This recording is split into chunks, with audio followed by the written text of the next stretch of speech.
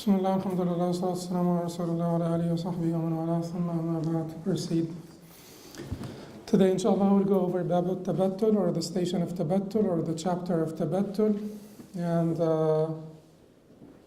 in the Word document I sent you, and those of you who are here for the first time, and those of you who are on Facebook as well, you could ask for all the documents, for all the previous stations.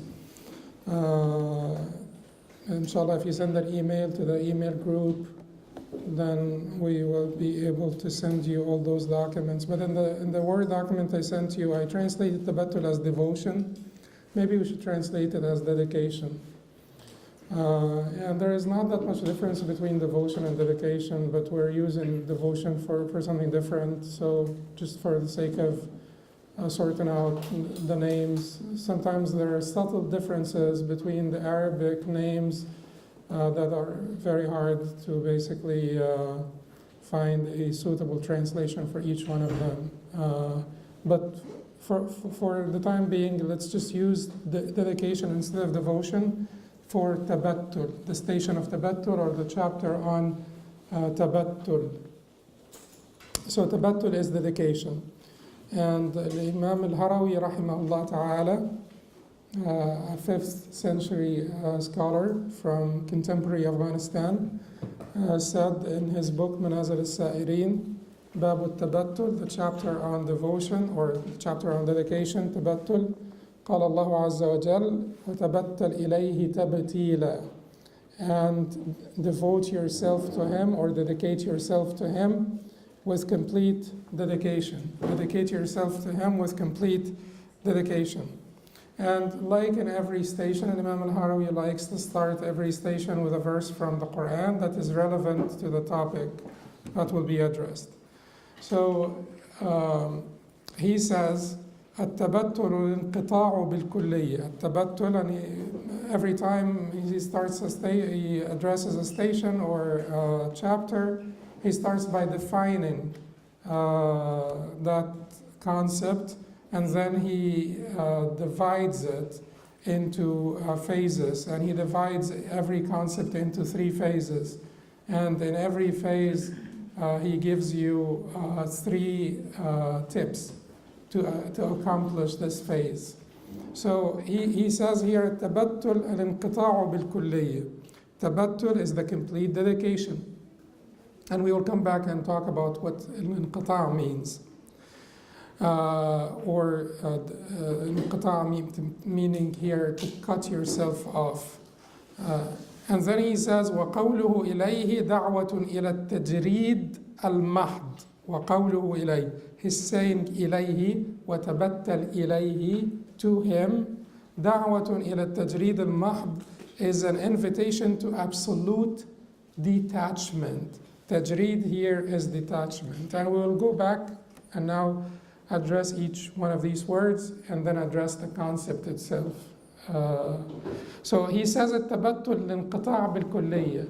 Inqita' means what? What is the word قطع? قطع, cut. الانقطاع basically means cutting, okay? But it is to be cut. It is to be, qata means cutting, and al-inqita' is to be cut, or to cut yourself off. It's the verb and noun from cutting yourself off. So to cutting yourself off, the verb and noun from this in Arabic is inqita'.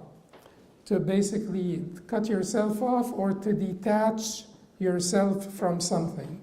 To detach yourself from something. So at-tabattul is a 2-step process. It is to disconnect and connect. It is to detach and attach. It is تقطع نفسك من الخلائق إلى الله. It is to detach yourself from al-khalaiq in pursuit of closeness or togetherness, closeness to or togetherness with Allah subhanahu wa ta'ala. And that is what al-inqita' means, and that's basically what al-tabattul means. وَتَبَتَّلْ إِلَيْهِ means dedicate yourself to him. It comes from, the word tabattul itself comes from the word batala, which means cut also. Battala, qatta'a, to cut off. So tabattul is all about cutting yourself off from al-khalaq, from the creations, basically from distractions. Because we will go back and then talk about how do we do this with moderation. How did the Prophet do it? Well, the first recipient of this command was the Prophet ﷺ. How did he do it? And he is the basically unfailing measuring stick, always. And then his companions, radiallahu anhum. So التبتل الانقطاع بالكلية. كلية بالكلية means with absoluteness, completely, to cut yourself off completely to him. وقوله إليه, and his saying to him, دعوة إلى التجريد المحض. Tajreed is stripping. Tajreed is stripping. Here, tajreed means complete detachment, to completely detach yourself from all distractions and from all creations and created phenomena.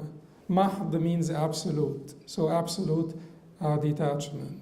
Now that we have gone over the words, what is this concept about? You know, the concept of complete dedication, to completely dedicate yourself to Allah subhanahu wa ta'ala. Tabattul is a command in the Quran. You have to really understand what it means. It's a command in the Quran. وَتَبَتَّلْ إِلَيْهِ تَبْتِيلًا وَاذْكُرِ اسْمَ رَبِّكَ وَتَبَتَّلْ إِلَيْهِ تَبْتِيلًا. But in order for us to understand this command, you will really need to go back and look at the beginning of the surah. What is the surah about? The surah is about Qiyamul Layl. It's about the night prayers. يا أيها المزمل قم الليل إلا قليلا نصفه أو انقص منه قليلا أو زد عليه ورتل القرآن ترتيلا إنا سنلقي عليك قولا ثقيلا إن ناشئة الليل هي أشد وأقوى مقيلا إن لك في النهار سبحا طويلا واذكر اسم ربك وتبتل إليه تبتيلا. So the surah is asking the Prophet sallallahu alaihi wasallam, قم الليل إلا قليلا, stand up at night for prayer. إلا قليلا, the whole night except for a little. نصفه, half of it, نصفه أو انقص منه قليلا, or subtract a little from it. Subtract a little from that one half. So a little less than one half. أو زد عليه, or add a little more to that one half.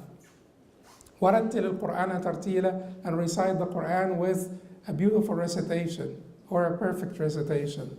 إنا سنلقي عليك قولا ثقيلا, we shall cast down to you or send down to you a heavy statement, a heavy responsibility, a heavy statement. قولا ثقيلا, a heavy statement. That's the Quran, heavy speech, heavy statement. إن ناشئة الليل, the night recitation at night, prayer and recitation at night. هي أشد وأوطأ وأقوى مقيلة, is more conducive to concurrence between the heart and the tongue. That's what it means. More conducive to concentration, more conducive to comprehension. When you pray at night, you recite at night, you will be able to concentrate better, you will be able to focus better. Because then Allah subhanahu wa ta'ala said to the Prophet, إِنَّ لَكَ فِي النَّهَارِ سَبَحًا طَوِيلًا. For during the day, you have too much occupation, you have a lot of occupations. سَبَحًا طَوِيلًا, many occupations. And these occupations, some of them are worldly and some of them are not, but they will cause you distraction. They will cause you some distraction, that it will be more conducive to concurrence of the tongue, what you recite by your tongue, and the focus of your heart to do this at night, to pray at night and to recite this long recitation. وَرَتِّلِ الْقُرْآنَ تَرْتِيلًا, to recite this long recitation at night. Then Allah said, وَاذْكُرِ اسْمَ رَبِّكَ, and mention the name or remember the name of your Lord, وَتَبَتَّلْ إِلَيْهِ تَبْتِيلًا, and then dedicate yourself to Him completely. Dedicate yourself to Him completely. There is something beautiful about وَتَبَتَّلْ إِلَيْهِ تَبْتِيلًا. What is the verb and noun from tabattal? The verb, the command, tabattal, would be tabattul, not tabtil. Did Allah subhanahu wa ta'ala say tabtil just for the rhymes? Just to rhyme with the rest of the ayat? No, that would not happen. Rhymes are good, but Allah is not bound by this, and there is always a benefit in the meaning, like an addition. When you see these things change, there is usually some reason behind it. But وَتَبَتَّلْ إِلَيْهِ تَبْتِيلًا, Allah said وَتَبَتَّلْ, cut yourself off to Him, but then did not use the verb and noun for the verb tabattal. Because there is a verb here that has been deleted. That's the best explanation for why Allah used tabtila and not tabattula. And some people will explain it to say that mura'atan lil fawasil, basically to consider the rhymes. But that is not sufficient as an explanation. But the best explanation is that Allah is saying, وَتَبَتَّلْ إِلَيْهِ يُبَتِّلْكَ تَبْتِيلًا. Because tabattal from, that tafa'ul, the verb and noun from it would be tabattul, not tabtil. But battala tabtila. Battala tabtila. So it means here, وَتَبَتَّلْ إِلَيْهِ, dedicate yourself to Him, يُبَتِّلْكَ, that He may devote you or dedicate you completely, tabtila, with complete dedication. So Allah is saying here that you cannot do it. All you can do is to try.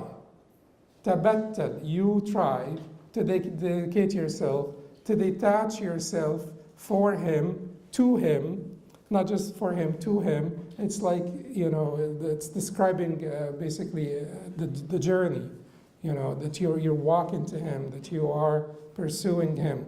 وَتَبَتَّلْ إِلَيْهِ, dedicate yourself to Him. يُبَتِّلْكَ, that is what is not mentioned, but what is implied from the use of tabtila. يُبَتِّلْكَ tabtila, that He may cut you off from all the distractions, save you, release you, release you from all the distractions, because those distractions are innate, inherent. It's part of us. زين للناس حب الشهوات من النساء والبنين والقناطير المقنطرة من الذهب والفضة والخيل المسومة والأنعام والحرث ذلك متاع الحياة الدنيا. It is beautified for people, the love of, the desires of the dunya. Women, that means the opposite as well, sex, al-banin, children or offspring, النساء والبنين والذهب والقناطير المقنطرة من الذهب والفضة والخيل المسومة والأنعام والحرث. القناطير المقنطرة من الذهب والفضة would be the heaped up, silver and gold, or mounts of silver and gold, which is, wealth. والخيل المسومة والأنعام والحرث, branded horses, and an'am, cattle, harth, crops. Basically the pleasures of the dunya. But Allah is saying, زُيِّنَ لِلنَّاسِ, it was beautified for people, it was made beautiful. Who made it beautiful? Allah made it beautiful for people, because Allah wants people to be attracted to those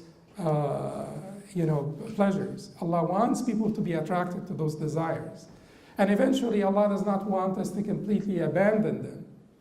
But that is where the moderation, the concept of moderation comes in. But وَتَبَتَّلْ إِلَيْهِ تَبْتِيلًا, dedicate yourself to him, because the one who made these things beautiful for you will then release you from captivity by them.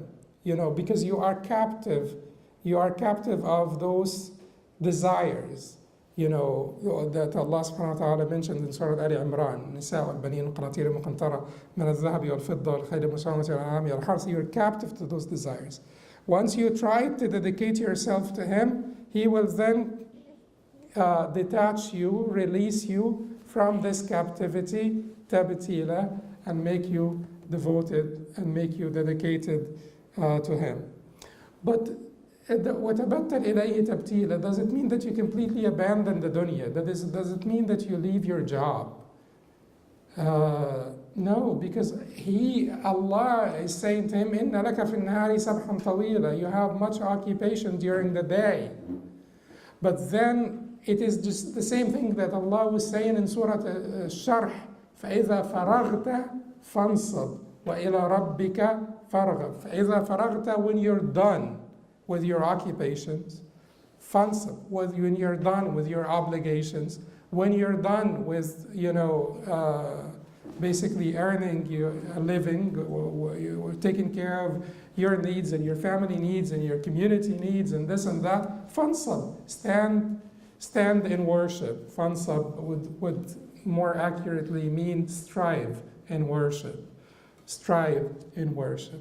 So strive in worship when you're done with your obligations and your occupations. So in this case, Allah is not saying cut yourself off from the dunya completely, because that would be an invitation to what? Monasticism and rahbaniyya. And Allah subhanahu wa ta'ala said that He did not prescribe rahbaniyya for us, or He did not even prescribe it for the people before us. It was rahbaniyatan ibtada'uha ma katabnaha alayhim. And when Allah described the rahbaniyya, monasticism of the Christians, He said, ibtada'uha ma katabnaha alayhim. They innovated it. We did not prescribe it for them. Even for them it was not described. But for us, it was clearly prohibited. For us, it was clearly prohibited. Because what does the rahbaniyya do? What the rahbaniyya does is basically to take the most righteous elements in the society, remove them from the society, and seclude them in their monasteries.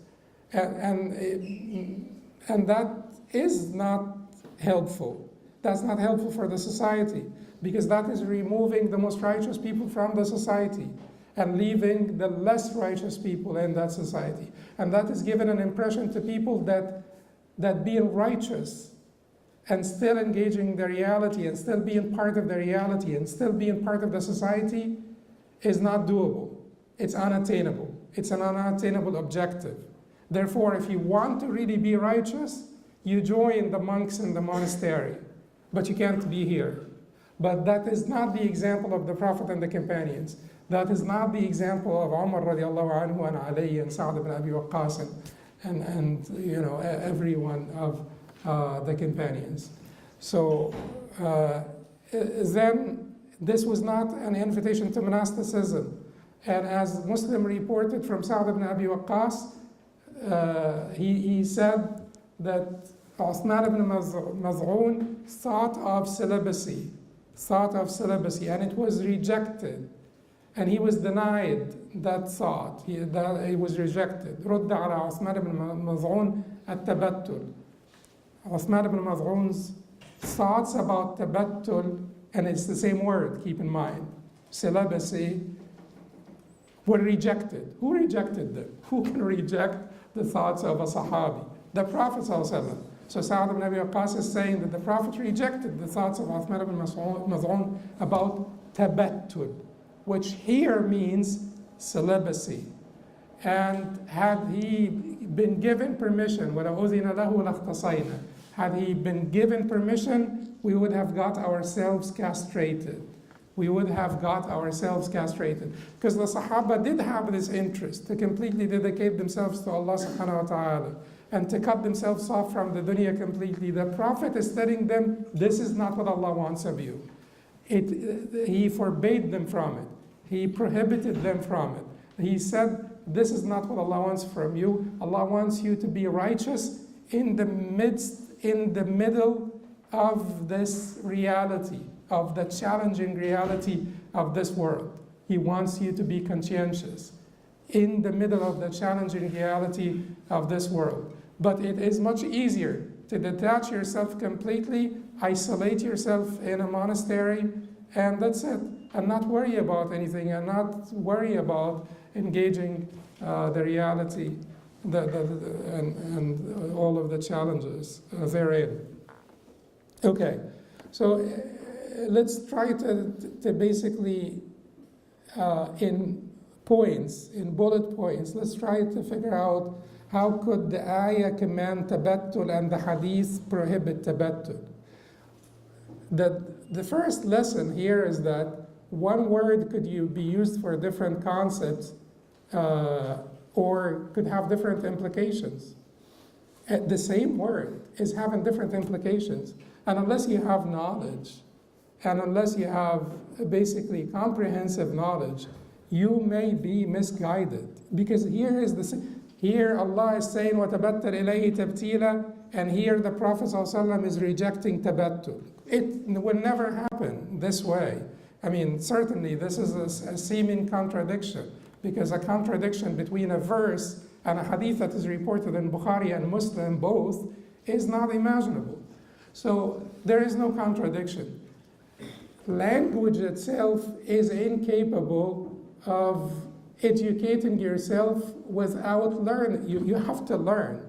You know, the language is not sufficient for learning. You have to learn from a teacher. The teacher will have to tell you that this same word, when it means such and such, it is good, is valid. When it means such and such, it is bad, it is invalid. So the tabattul that is mentioned in the Quran is basically one of two things. Either when you're done with your occupation, فَإِذَا فَرَغْتَ فَانْصَبْ, when you're done, then strive and worship. That is what it means. So it is temporary tabattul, and that will always be recommended. Not only at night, but also during i'tikaf. Isn't what i'tikaf meant for this? You know, to completely dedicate yourself to the worship of Allah subhanahu wa ta'ala. That is body, mind, and heart, all of you, to be completely dedicated. Devotional retreat, devotional expedition. The Prophet ﷺ used to go out on devotional expeditions for ta'ammul, for tafakkur, for reflection. Sometimes he would take one or two companions, sometimes he would take one of his wives, sometimes he would go alone. And even going alone to the cemetery, that's part of it. It's a devotional expedition. And you know the hadith of Aisha where the Prophet ﷺ took himself away, quietly went to the cemetery and she followed him and so on. These are devotional expeditions. So that is meant to happen sometimes. This tabattul in this sense, in the sense of complete detachment, even with your body, that is meant to happen sometimes, but it is not meant to happen all the time, because that would be monasticism, which is prohibited. Now the other concept is, if we say that tabattul, there is a type of tabattul that is demanded all the time, then that is basically the tabattul of your wujdan, your heart. That is the tabattul of your goal, objective, your heart, meaning that your heart is always with Allah subhanahu wa ta'ala. Your ultimate goal is always the pleasure of Allah subhanahu wa ta'ala. Anything else in comparison to that will fade out, even if you are the CEO of a Fortune 500 company and you're a successful CEO, you could still practice this tabattul. It is not imaginable that Allah subhanahu wa ta'ala is asking like a lead researcher in, working on a cure for HIV or cure for cancer or so on and so forth, that he would stop and just go home and pray. Or that Allah subhanahu wa ta'ala would be asking Khalid ibn al-Walid to dedicate himself to prayers and fasting and so on and so forth. Or like a good cardiologist, for instance. His tabattul in this sense is to do this work for the sake of Allah. And when he discovers a cure for cancer, he doesn't ask for exuberant compensation so that he makes it easier for people to basically have this medicine or have access to this medicine. And even if he made a lot of money that he would be using, he would be keeping in his hand away from his heart, he would be using it for the sake of Allah subhanahu wa ta'ala. And in this case, making a huge fortune is not even condemnable. Like when Bill Gates said, if we break the Microsoft down to 2 companies, we will not have the same momentum to do all the good things that we are doing. I mean, if you keep it like this, that is fine. If that is what is meant, if that is what is intended, is that if we break it down to several companies, we will not be able to have the same resources, we will not be able to have the same, momentum to do all the great things that we're doing. If that is really what you're intending, then that is fine. In this case, when you hear of someone like al-Rajhi, like a Muslim philanthropist like al-Rajhi, who made a huge fortune, but he was always using this for the sake of Allah subhanahu wa ta'ala, as much as we know about him. And then after a while, he completely dedicated himself to worship, gave so much in charity, and the rest to his children, and dedicated himself, to worship. That is fine. So to be another example of those people, a very successful researcher or entrepreneur or anything that will require effort and that will require time, will take from your time, it would be fine. Because Allah subhanahu wa ta'ala said to the Prophet, إِنَّ لَكَ فِي النَّهَارِ سَبْحًا طَوِيلًا. You have much occupation during the day. But now this sabh in al-nahar, the occupations that you have in nahar, you would not be mutabattil, even with your heart, not just your body. You would not be mutabattil if it keeps you from the obligations, if it keeps you from the obligatory prayer, to pray on time, if it keeps you from whatever time the obligations that Allah subhanahu wa ta'ala had prescribed for you, then certainly that would be what the Prophet ﷺ described in the hadith, إِنَّ اللَّهَ لَا يُحِبُّ كُلَّ عُتُلٍّ جَوَاظٍ مُسْتَكْبِرٍ صَخَّابٍ فِي الْأَسْوَاقِ حِمَارٍ بِالنَّهَارِ جِيفَةٍ بِاللَّيْلِ عَالِمٍ بِأَمْرِ الدُّنْيَا جَاهِلٍ بِأَمْرِ الْآخِرَةِ. Allah does not like the overwhelming, rough person who is overwhelming and loud in the markets. Himar bin Nahar, meaning he's working like a donkey during the day. Jifa bil layl, and like a dead piece of meat at night. So working like a donkey, when it takes you away from the worship of your Lord, when it takes you away from the obligations, then that certainly is counter to the concept of tabattul. So either tabattul means the temporary, complete dedication, that's body, mind, and heart, which is commendable sometimes, such as in i'tikaf, such as in the night prayers, such as on devotional expeditions, and so on.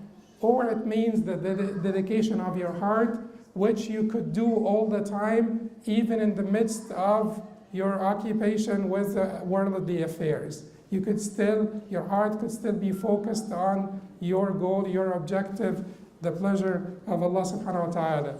You're the best cardiologist in town, you're using this for the sake of Allah subhanahu wa ta'ala. You're the best anything. I'm biased, I have my own biases. But you're the best anything, then you're using it for the sake of Allah subhanahu wa ta'ala all the time. Is that clear? Yeah, because sometimes I repeat myself too much. But these are important concepts to sort out. And then he said that tabattul is 3 levels. But one thing that I wanted to mention at the end of this, because Abu Dharr at the end of his life did actually cut himself off from the community. And Abu Dharr is one of the great companions of the Prophet ﷺ. And as the Prophet ﷺ, you know what the Prophet ﷺ said, that there is no one more sincere than Abu Dharr radiallahu anhu. So the example of Abu Dharr may suit certain people that have certain certain personality, certain personal inclinations. People of the personal inclinations like Abu Dharr, of the same personal inclinations, it may suit them to basically remove themselves from the community.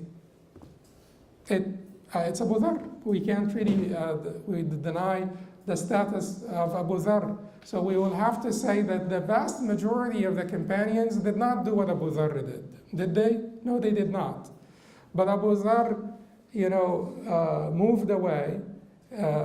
Even this was suggested to him by Uthman radiallahu anhu, and he accepted the advice. He moved away to Al-Rabatha, where he lived alone, as the Prophet ﷺ prophesied that he will live alone and he will be resurrected alone. So he moved away and he lived alone, and he cut himself off from the society. And this is the society of the companions, keep in mind. Because he couldn't handle the flaws of prosperity. Prosperity has its own flaws. And the Medina became, in the time of Uthman in particular, a cosmopolitan city. And then the flaws of prosperity started to basically manifest, and he saw some of the flaws of prosperity, which are inevitable sometimes on some of the Sahaba, and this shocked him and caused him a lot of grief. And he just had too much discomfort to deal with this. And he was basically venting out this discomfort on the rest of the Sahaba. So for people who cannot handle the society, it's a good idea. And instead of basically joining ISIS, like some people don't, and I'm not talking about Abu Dharr that he would have done that. I'm just talking about certain kinds of people who find the society to be so corrupt that they just can't handle the society. They're always in trouble with people. They're always looking down at people. It may be self-righteousness, and some of it may be true. Some of it may be like sincere concern. I just can't handle your faultiness. I can't handle your weakness. I can't handle your shortcomings. I just can't see myself mingling with you. And if you feel that you just can't handle the people around you, particularly good people around you, you come to the masjid and you can't handle the people that are frequent visitors of the masjid or the ummar of the masjid. If you can't handle the ummar of the masajid, you probably can't handle the society. And it may not be a bad idea for you, if you can handle it, if you have the spiritual strength to handle this seclusion or isolation, it may not be a bad idea for you to do that. Abu Dharr did that. And instead of causing trouble and fitna all the time within the community, it may not be a bad idea for you to just take a step back and, come to the Jum'ah. It certainly would be, according to some, it would certainly be also recommended or obligatory, wherever you stand on the fiqh of this, to come to the Jama'ah, but then walk away after you come to the Jama'ah, go home, and that's it.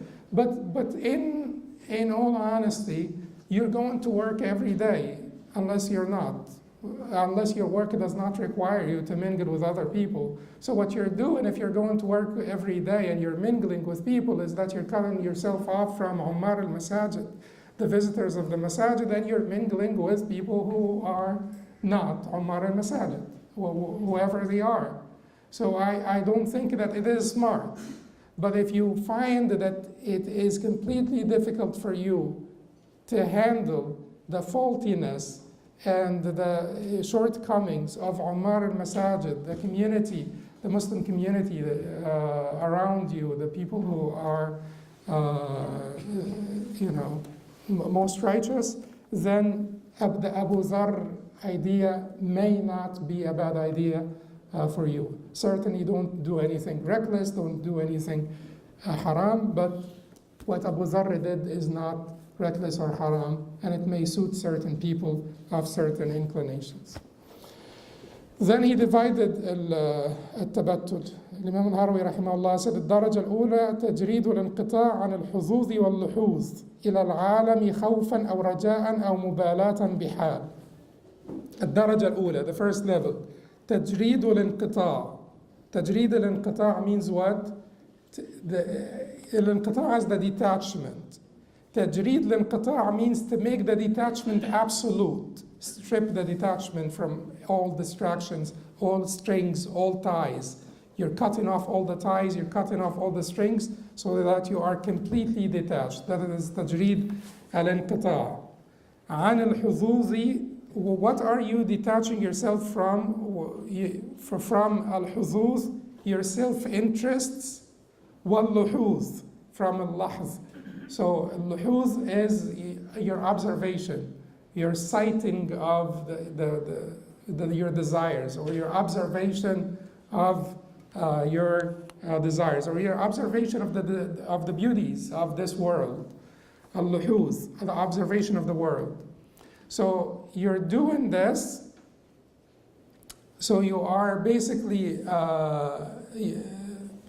he says that you complete detachment from the self-interest and observation of the world in fear or hope. So you're not observing the world in fear or hope or with any concern. So you don't have fear from the world, you don't have hope in the world, and you don't have any concern about the world. He or she does that by three things, as he usually does. بحسم الرجاء بالرضا, cutting off hope in this world by contentment. Cutting off hope in this world by contentment. حسم الرجاء. حسم is cutting. الرجاء, hope. حسم الرجاء بالرضا, by contentment. By contentment. If you're content, you will not have too much hope in this world. You will not be looking for favors from this world or the people in this world. You're not looking for favors from people. تحسم الرجاء, to cut off your hope in this world and the people of this world by being content with what Allah had given you, with what Allah had given you. So you're not begging, you're not asking for favors, and you're contented with that which Allah had given you. وَقَطْعُ الْخَوْفِ بِالتَّسْلِيمِ, cutting off fear from this world by submission. قطع الخوف, cutting off fear, خوف, fear. بالتسليم, taslim is submission.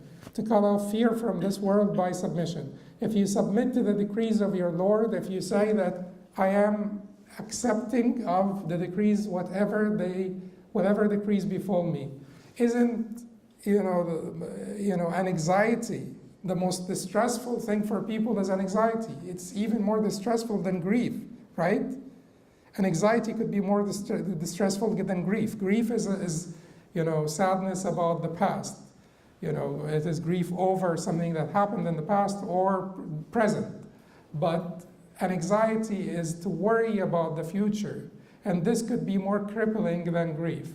But if you say that whatever befalls me, I will serve him, I will serve him, I will dedicate myself to his service, and whatever he sends down my way, I'll be accepting of it in terms of the qada wal qadar, in terms of his universal decrees.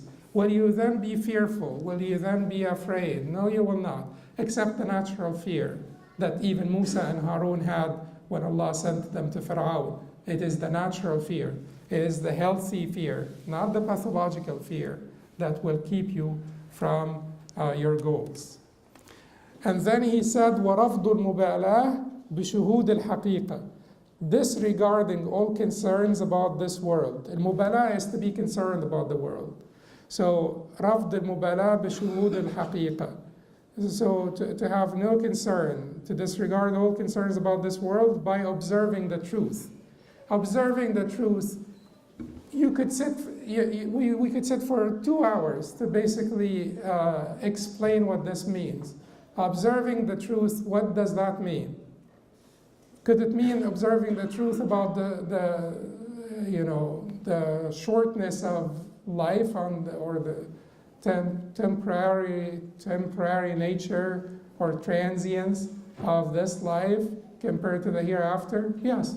But it is observing the truth that all things are from Allah and to Allah. So if you want to summarize the truth, it would be Inna lillahi wa inna ilayhi raji'un. That's the summary of the truth. Inna lillahi wa inna ilayhi raji'un. To Allah we belong, and to Him we shall return. Or from Allah we have come. That could also be another translation of Inna lillahi. From Allah we have come is the one who created us, the origin, the source, and to Him we shall return. And that summarizes the truth. And if you're aware of this all the time, that it is Allah who created you, so you don't worry about the world. Don't be concerned about the world. Disregard all of your concerns, disregard all of your worries, and be with Allah subhanahu wa ta'ala. And you're also witnessing the final truth, which is to Him we shall return. And that's essential for the seekers. Then he said, وَالدَّرَجَةُ الثَّانِيَةَ تَجْرِيدُ الْانْقِطَاعِ عَنِ التَّعْرِيجِ عَلَى النَّفْسِ. وَالدَّرَجَةُ الثَّانِيَةَ, the second level, تَجْرِيدُ الْانْقِطَاعِ عَنِ التَّعْرِيجِ عَلى النَّفْسِ. Complete detachment from oneself, or from observing oneself, or from being concerned with oneself. So the first level, he is cutting himself off from the surroundings. The second level, he's cutting himself off from himself. And he's cutting himself off from his work. That self, that nafs, his nafs or her nafs, helped him. He used his nafs as a mount, a vehicle, a beast of burden, to walk a certain distance or to travel a certain distance.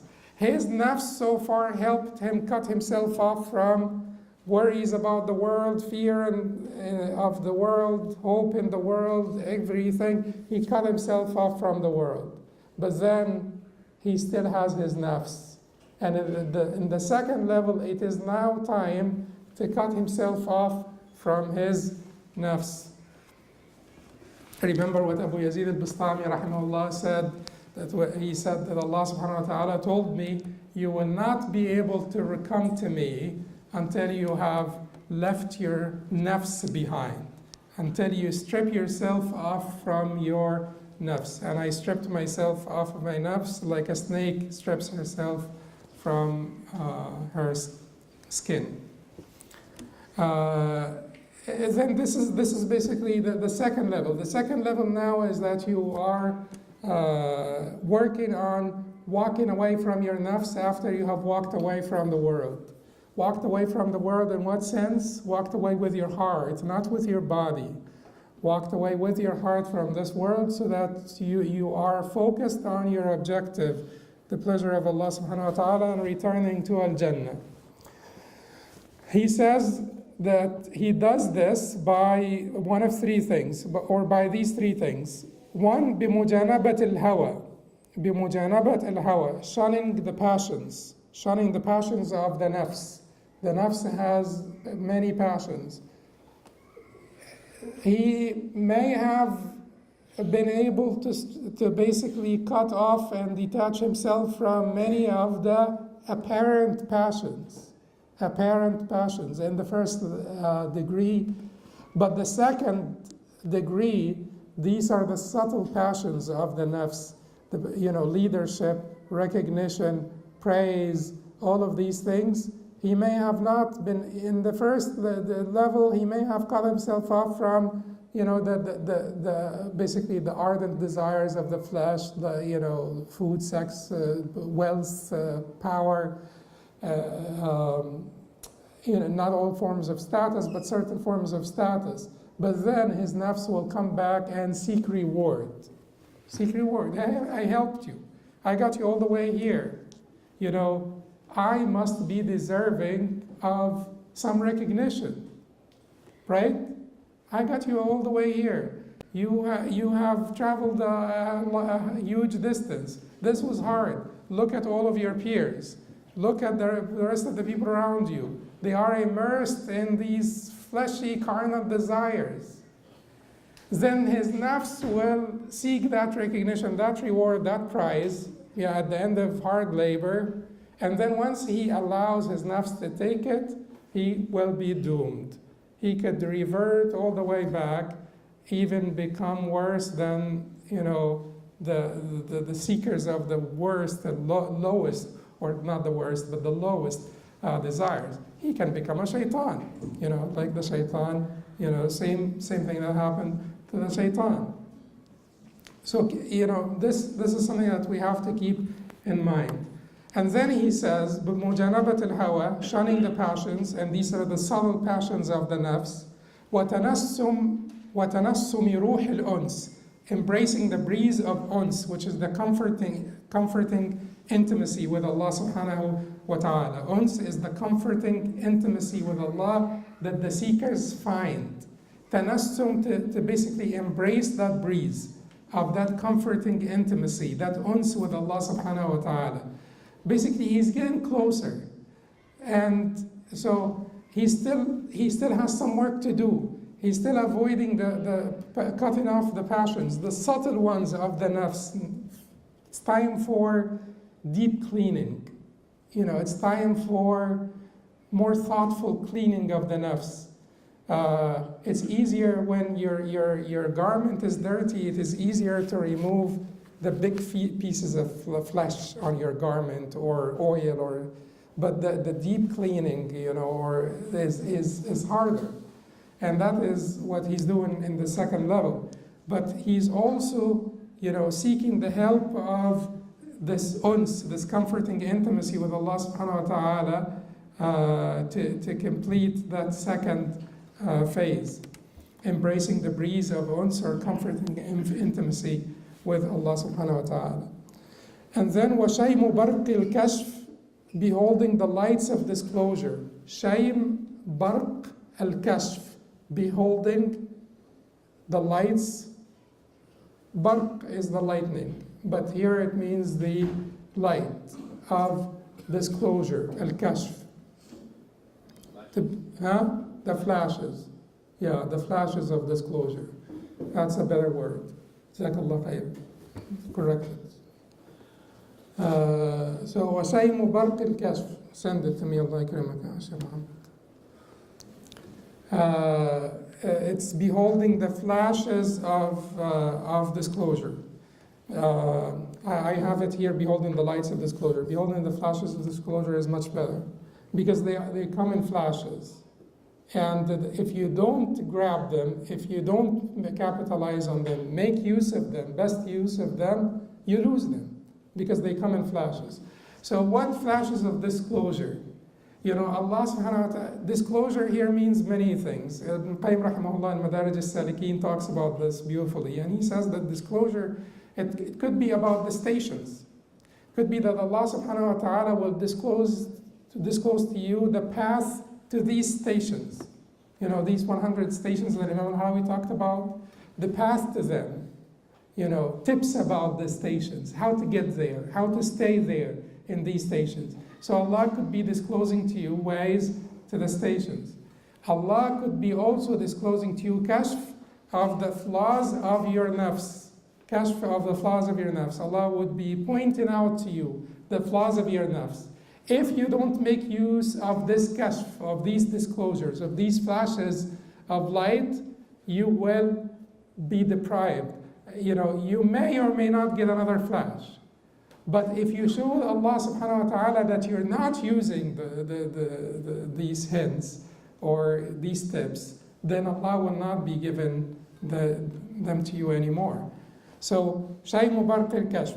And then he said that the best of kashf is when Allah reveals to you the meanings. The meanings here does not just mean the knowledge of the names and attributes of Allah subhanahu wa ta'ala, But the way to basically to embrace the names and attributes of Allah subhanahu wa ta'ala and to act upon the names and attributes of Allah and to understand the meanings of His names and attributes, because this whole world is but a manifestation of His names and attributes.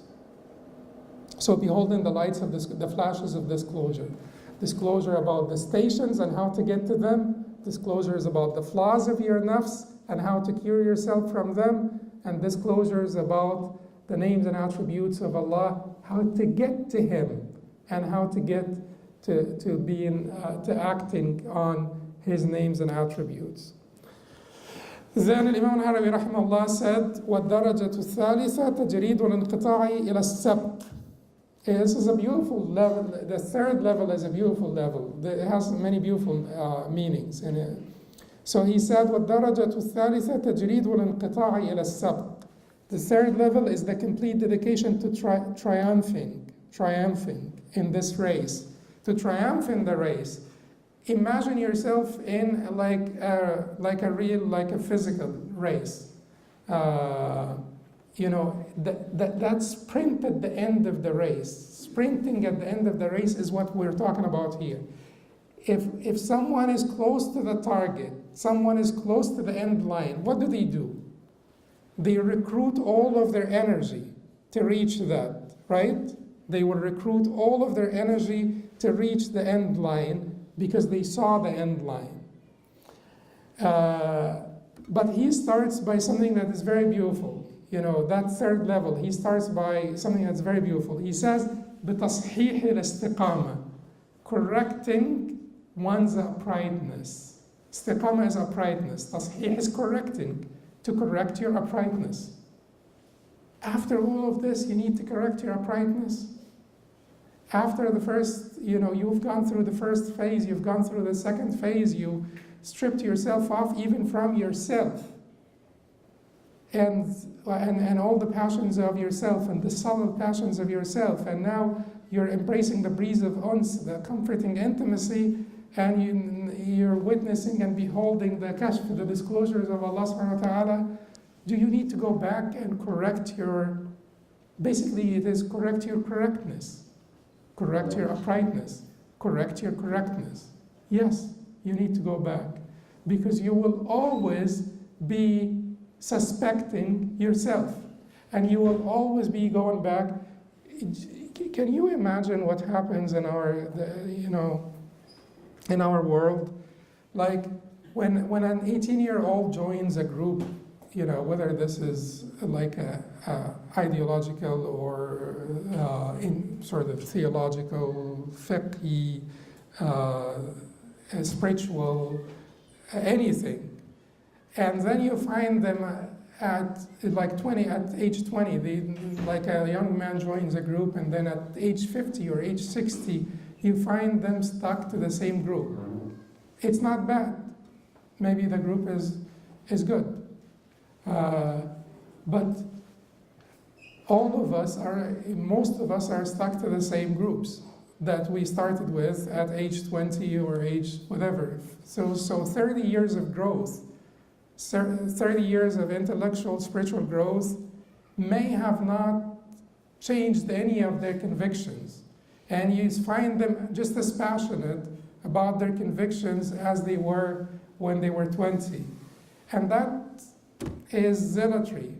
And the zealotry is part and parcel of the human phenomenon, because it is about yourself. It is about refusing to acknowledge that you may have been incorrect, refusing to acknowledge that I may have wasted 15, 20 years of my life, or I may have been on the wrong path for 10 or 15 years of my life. Refusing to acknowledge this will make you hold on to your earlier convictions. And you will not, and even if you change some of them, you will not change many of them. And you will not change the core ones. You will not change the defining ones of your group, because you will be risking what? Social loss. Loss of emotional bonds and connections, social connections. And That is scary. All of the friends that I was able, all of those relationships, I may be risking them if I change my mind, or if I acknowledge that I was wrong, particularly the defining qualities or convictions or creeds of your particular group. Tasheeh al-istiqama, correcting one's uprightness, is about, that courage to say, I was wrong. Yes, for the last 20 years, I was wrong, and change direction. You can imagine, like someone who has been a priest for 40 years, their conversion to Islam is a heroic measure. They are risking their livelihood, they're risking their social, emotional bonds, social relationships. They're risking so much. That is enormous. Many of us don't take a step like this. Many of us born Muslims don't have the audacity to even change within a subgroup, not just a group, within the subgroup, or make any changes, or not even walking away from your group, but confronting your fellows that, this may be wrong, that may be wrong, and so on. So it is about correcting your correctness, and it is about correcting your intention, which is more important than your correctness. Acknowledging that you were wrong, changing direction, this is all good.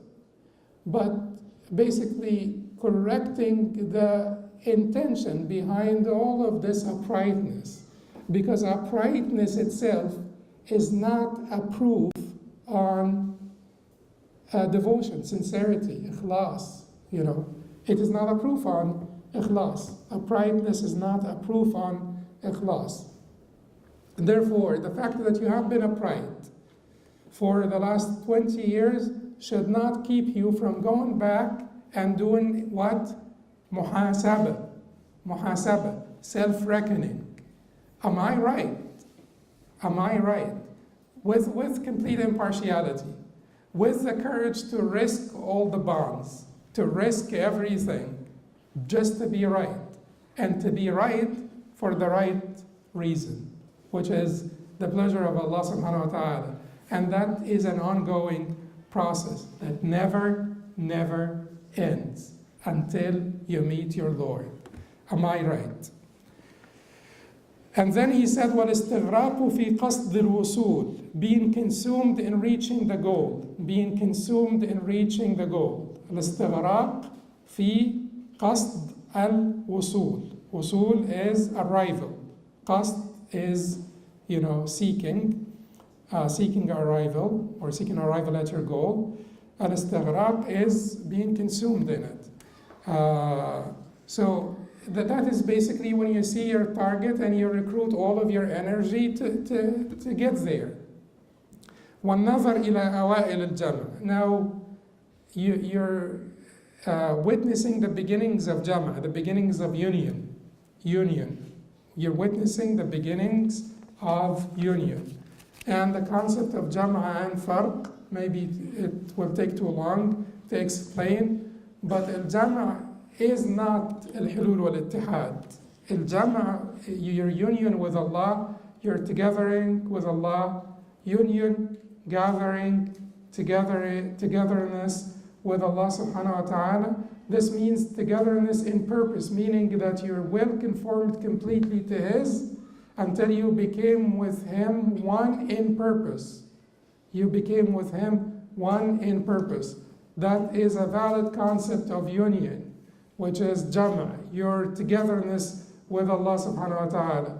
The other concept is when you have cut yourself off from al-Khala'iq wal-Ala'iq, from all the attachments, from all creations, from all created phenomena, that you are completely with your Lord, cut off from all the rest. That is why Maryam was called the Batul. Batul, why?